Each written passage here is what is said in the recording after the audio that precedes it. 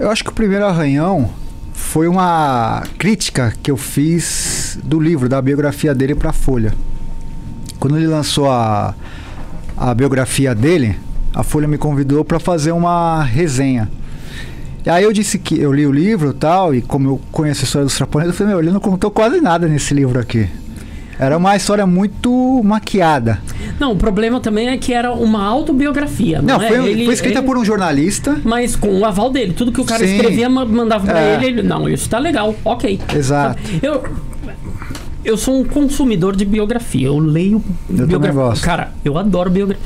Mas eu tenho uma grande... Qual foi a última que você leu igual o Moro? Eu tenho memória ruim.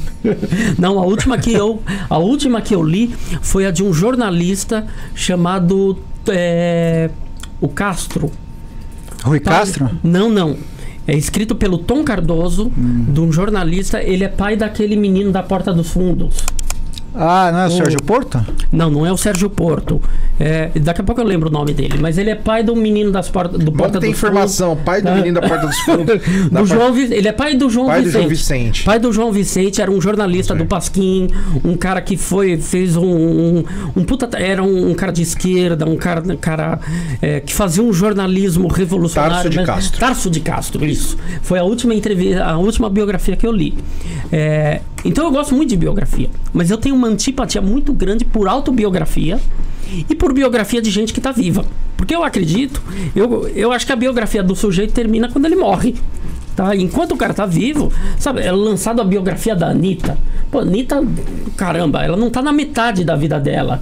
Sabe, tem muita coisa ainda pra rolar pra ser lançada. Tem biografia de youtuber e tiktoker de 17 anos. Justamente. A Larissa Manoela lançou uma biografia com 16 anos. Então, eu tenho maior antipatia. Você sabe que eu conheci o Rui Castro, que é um dos maiores biógrafos. O maior biógrafo. E ele fala isso ele falou exatamente o que você falou. Não, falou exatamente o que você falou, que não existe biografia de pessoas vivas. De quem tá viva, a biografia tá incompleta. Porque a pessoa sempre vai, de certa forma... maquiar a própria história.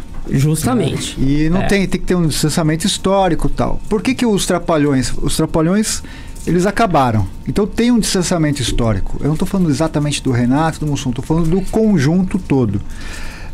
E dessa do Renato Aragão, quando ele lançou, eu coloquei isso, falou, teve assuntos ali, cito inclusive a briga de 83, tá? Ele resumiu em uma linha o que foi aquilo, que foi uma divergência entre produtoras, e foi uma coisa muito mais complexa do que aquilo, tal.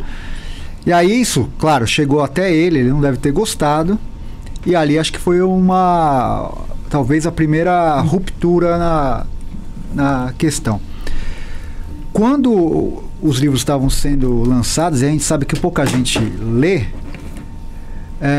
não deu a repercussão que está dando esse documentário, porque tem um alcance muito maior. Foi inclusive isso que a produtora Sara Silveira, quando me recomendou fazer o documentário, falou, você escreve e tal, legal, mas o documentário vai ter um alcance muito maior, e realmente tem. Boa parte dessas polêmicas já tem no meu primeiro livro, só que ninguém teve conhecimento porque ninguém lê. E quem leu, não falou nada. Só que a internet tem um alcance enorme. Então, você pega desde uma pessoa que é antenada e cabeça aberta, até esses fãs da extrema ignorância, que eles acham que você que está contando, está inventando, e são coisas que quando você é jornalista, você reporta.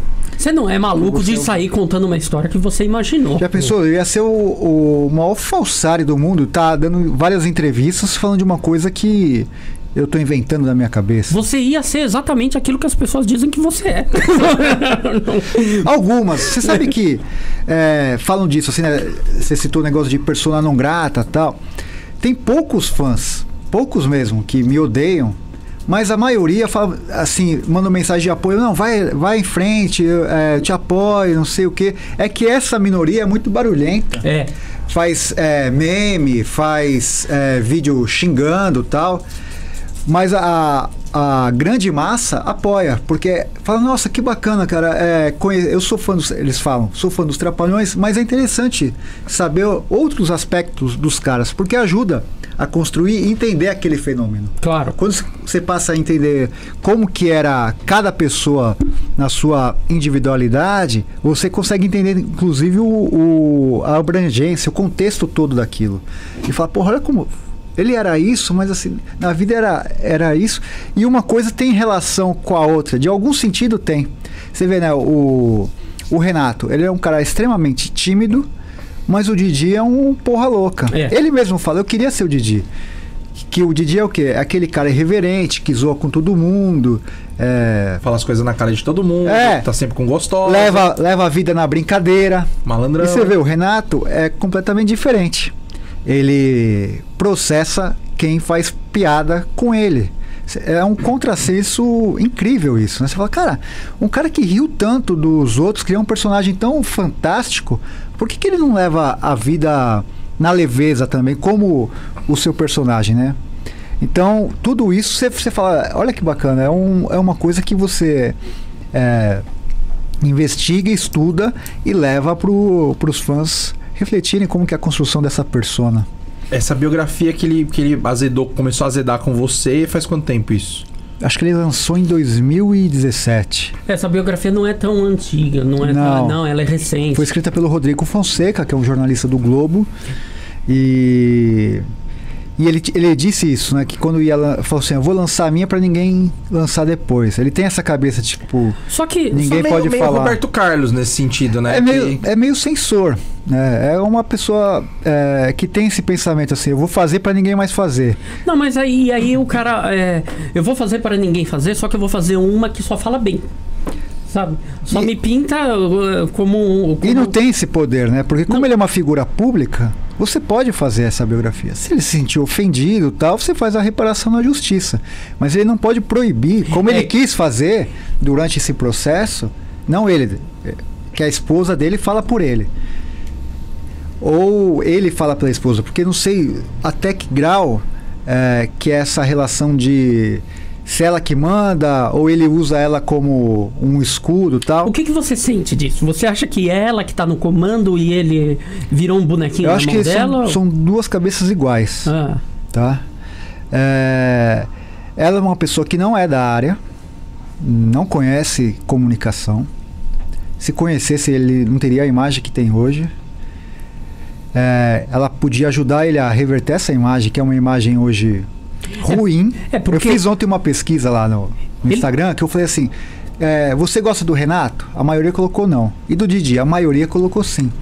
Porque o Renato tem essa fama de ser uma pessoa antipática, arrogante e tal. É porque ele rebate as críticas muito mal.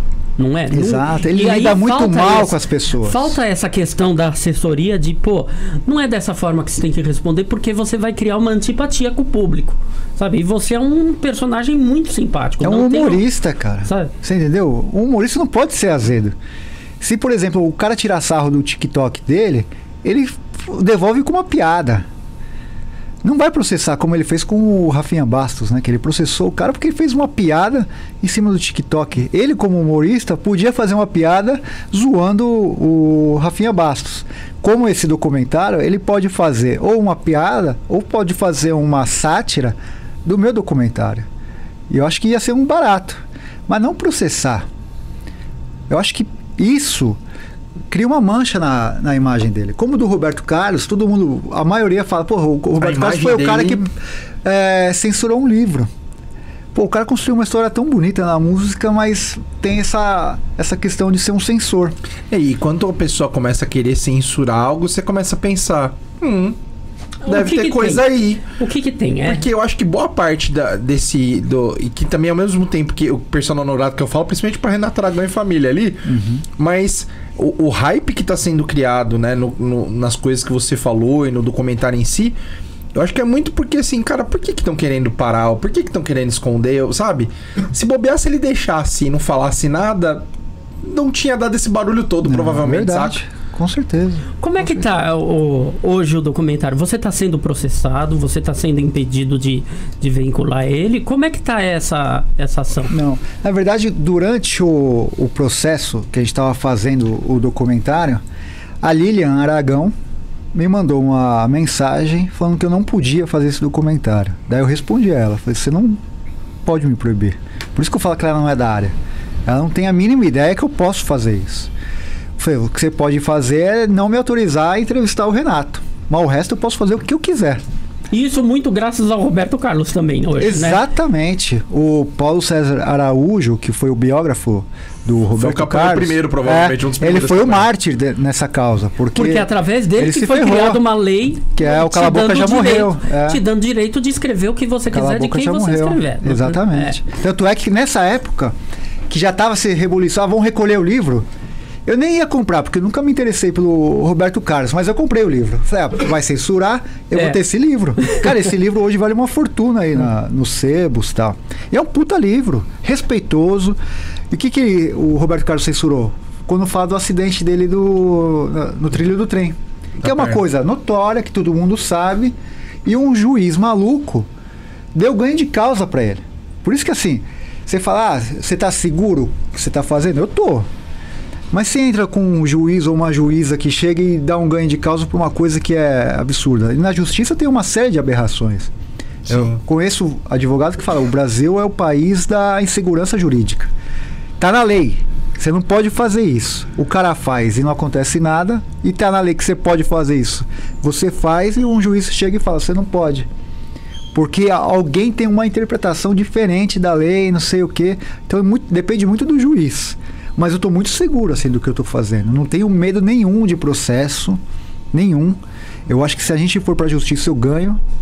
Eu acho que se ele for fazer o filme dele e eu lançar o meu vai ser melhor que o dele. Porque ele não vai conseguir entrevistar as pessoas que eu entrevistei. E ele não vai entrar nos temas que eu consegui entrar. Vai ser isso. Tipo um documentário... Aquele... Passando pano, não é? É, aquele Água com Açúcar. Vai ser uma retrospectiva, não vai ser uma... E vai ter um que vai, tipo, vai chegar e vai contar as alegrias e as dores dos Trapalhões. Que eu acho que é uma coisa muito mais rica e é o que eu sempre falo, muito mais humana. Porque a vida não é linear, cara. Você tem coisa que você faz uma merda, você faz uma puta cagada, não pensou direito, cometeu um erro e tal. Ninguém é 100% bom. E faz parte da vida, da construção da vida. Você fala, putz, caralho, eu fiz a coisa errada. Ok, reconhece isso como humorista, como pessoa. Mas a pessoa se acha uma divindade. Eu acho que mais do que isso que você falou, tem a questão da vaidade do artista. O ego é uma boa. Sabe? De chegar e falar assim, nem por causa dos temas espinhosos, mas de falar assim, eu sou uma figura santa, quero morrer santificado. Você vê a Dercy, cara, ela se zoava, cara, é uma figura mitológica por isso. A irreverência, era uma humorista. E depois que ela morreu, não tem nada pra ser encontrado. E se tivesse? Porque ela zoou das coisas enquanto era viva, então... E se tivesse, ela ia falar, foda-se, eu fiz isso mesmo. Era Dercy, tá tudo bem, era Dercy. Eu acho que eu ficaria muito mais preocupado em ter essa imagem santificada. E depois que eu morrer aparecer alguma coisa, e aí, mano? O que você tem como se defender? Gugu que eu diga, né, Gugu? Coitado. O Gugu é um caso clássico, né? Ele quis passar uma imagem pra imprensa, ele posava lá pra caras com a família, tudo bonitinho, e você vê que quando ele morreu é um caos a vida do cara. Quer dizer, ele escondeu uma coisa... chocou, nem chocou, porque todo mundo acho que já suspeitava. Todo mundo desconfiava. Mas ele queria passar, ele se enganava. Ele queria passar uma imagem que era... os caras chamam de agiografia, que é a biografia de um santo. E a gente sabe que ele não era assim. E quando morre, vira isso, entendeu? Começa a aparecer um monte de coisa. Então, ou você já na vida já resolve tudo que você tem, os seus fantasmas, fala, realmente, eu sou gay, tô com essa família aqui porque eu quis ter uma criança, mas eu gosto dela, tal, e quem vai falar alguma coisa aqui de mim? Alguém pagar minhas contas? Nada, entendeu? Eu quis dessa forma, ela concordou com essa forma. Exato. Tá tudo fechado. Nossa família é essa. Só que o que acontece hoje com a a internet, tudo, tem muita gente que faz as coisas pensando assim, eu vou fazer, mas o que os meus seguidores vão falar, o que os meus fãs vão falar, e se o cara te cancela por uma atitude que você fez, esse cara não é teu fã. Sim. Entendeu? Dane-se esse cara. Eu não tenho, tipo, igual falar, você é xingado, tal. Eu não tô nem aí pra esses caras que xingam e tal.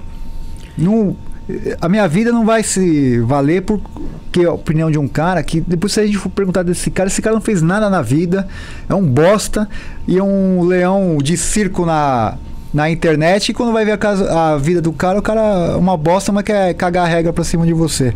Esses caras que mais falam, nunca construiu nada, nunca fez bosta nenhuma, deve ficar no quarto o dia todo só xingando os outros na internet. Você vai ligar pra uma opinião de um bosta desse, cara?